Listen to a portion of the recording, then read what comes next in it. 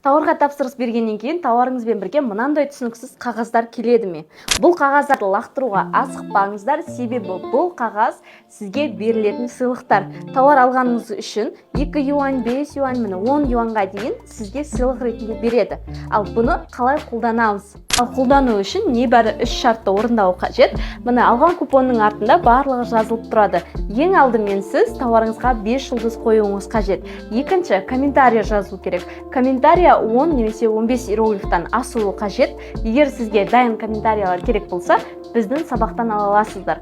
Ал үшінші, тауарыңыздың шынайы 3 фотосын жүктеу қажет. Осылардың барлығын орындағаннан кейін сатушыға скрин етіп, бүкіл талаптарды орындағаныңызды жібересіздер. Сатушы сіздің бонусыңызға осы ақшаларды беретін болады.